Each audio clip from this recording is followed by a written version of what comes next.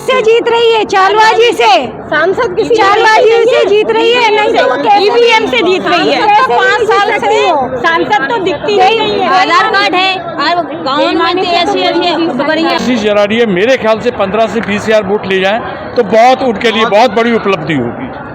जब कोरोना चल रहा था तब मोदी जी को नहीं याद आई कि हमें महिलाओं को सशक्त बनाते, इसलिए वो अपने 2 साल में जो उनका खर्चा था, उनके गहने बिके, उनके घर की बचत भी जो थी वो खत्म हुई, तब उनको नहीं याद आई कि हमें अपनी महिलाओं को सशक्त बनाना है। अब याद आ रही जब उन्हें विधानसभा का चुनाव जीतना था, जब याद आ रही है उन्हें जब लोकसभा का चुनाव जीतना है। अब अभी आप देख लेना, जो महिलाओं को जो रेहड़ियाँ बांट रहे हैं ना, लोकसभा के बाद बंद हो जाएंगी, फिर देखेंगे, बात करेंगे कि कितना सशक्त बनाते हैं वो महिलाओं को।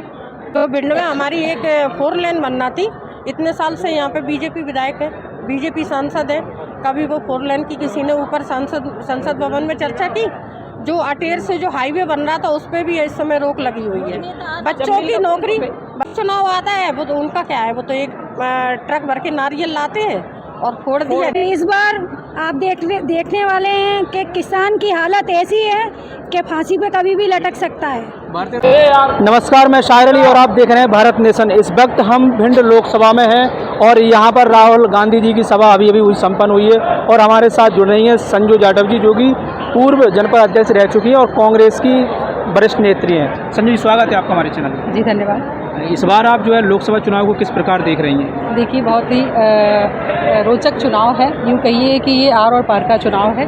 इस बार हम सब लोग अपने हक की लड़ाई लड़ना चाहते हैं, क्योंकि इस बार हम चाहते हैं कि लोकतंत्र हमारा बचा रहे, क्योंकि जिस तरीके से बीजेपी वाले हर दिन आए दिन लोकतंत्र की हत्या करते जा रहे हैं और मनमौजी चला रहे हैं, इस तरीके से अगर लगातार चलता रहा तो आने वाले समय में लोकतंत्र तो बचेगा नहीं। इसलिए लोकतंत्र को खतरा है। हमारे सभी साथी और हमारे जितने भी कांग्रेस के वरिष्ठ जो भी कांग्रेसी हैं वो सब लोग मिलकर यही कोशिश में लगे हुए हैं कि जनता को ये बात समझाएं कि इस बार का जो चुनाव है, ऐसा मौका हमें बार बार नहीं मिलेगा। हो सकता है अगर ये बीजेपी इसी तरीके से मनमौजी तरीके से चुनाव लड़ती रही और मशीनों में जो गड़बड़ी होती आई है, अगर इसी तरीके से इस बार भी गड़बड़ी होती है तो मुझे लगता है कि ये लोग संविधान को बदल देंगे और बिना संविधान के हमारा जीना संभव नहीं है। इसलिए साथियों, आप सभी लोगों से मैं मीडिया के माध्यम से निवेदन भी करना चाहती हूँ कि हमें अपना संविधान अगर बचाना है तो इस बार हमें कांग्रेस को वोट देना होगा। लगातार भारतीय जनता पार्टी 400 पार का नारा लगा रही है, तो और जो है मोदी की गारंटी।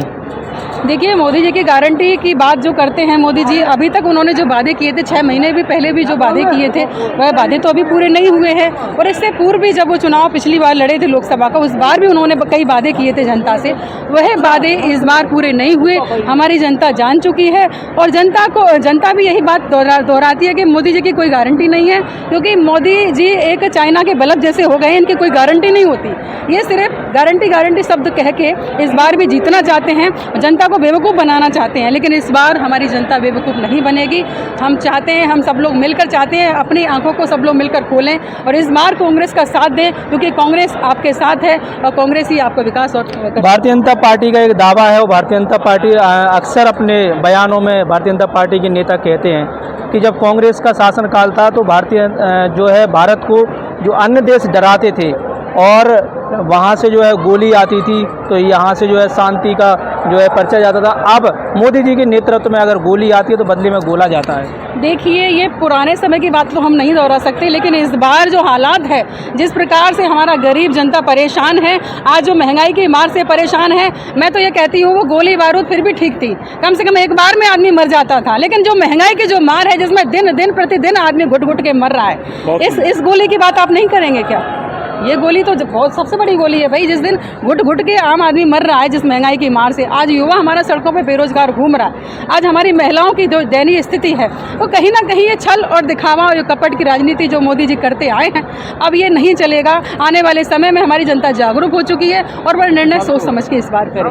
महिलाओं को लेकर क्या कहना चाहेंगे? जैसे कि भारतीय जनता पार्टी कहती है कि हमने महिलाओं को सशक्त बनाने का काम किया है, जबकि भारतीय जनता पार्टी का कहना साथ में ये भी है कि कांग्रेस में जो सम्मान महिलाओं को नहीं दिया जाता था वो भारतीय जनता पार्टी ने किया है। एक बात बताइए, जब कोरोना चल रहा था तब मोदी जी को नहीं याद आई कि हमें महिलाओं को सशक्त बनाते, इसलिए वो अपने 2 साल में जो उनका खर्चा था, उनके गहने बिके, उनके घर की बचत भी जो थी वो खत्म हुई, तब उनको नहीं याद आई कि हमें अपनी महिलाओं को सशक्त बनाना है। अब याद आ रही जब उन्हें विधानसभा का चुनाव जीतना था, जब याद आ रही है उन्हें जब लोकसभा का चुनाव जीतना है। अब अभी आप देख लेना, जो महिलाओं को जो रेहड़ियाँ बांट रहे हैं ना, लोकसभा के बाद बंद हो जाएंगी, फिर देखेंगे, बात करेंगे कि कितना सशक्त बनाते हैं वो महिलाओं को।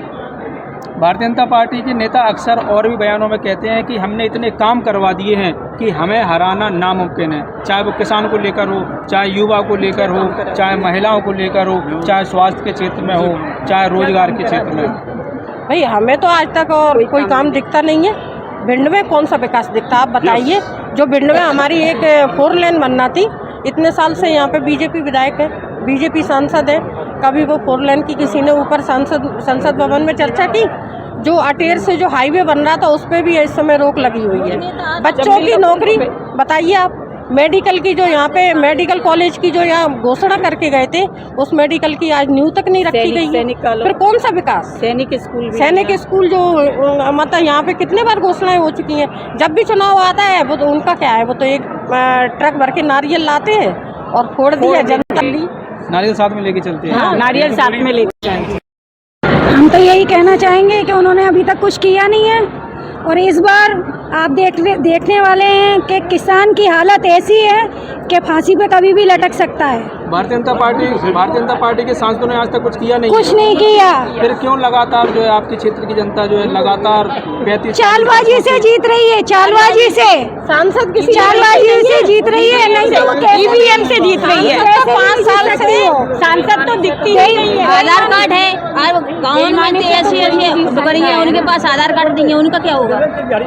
क्या कहना चाहेंगे लोकसभा चुनाव को, और जो पिछली बार जो चुनाव जीता था करीब लंबे जो अंतर से भारतीय जनता पार्टी ने चुनाव जीता था कांग्रेस के प्रत्याशी? देखिए, ऐसी बात है कि कांग्रेस हमेशा से आवाज़ उठाती रही है कि हमको लोकल प्रत्याशी चाहिए, और अभी पिछले कई चुनावों से आप देख रहे हैं कि हम लोकल प्रत्याशी लेके नहीं आ पा रहे थे। इस बार हमने लोकल प्रत्याशी उतारा है, और आप जाके चाहे तो गांव-गांव सर्वे कर लीजिए।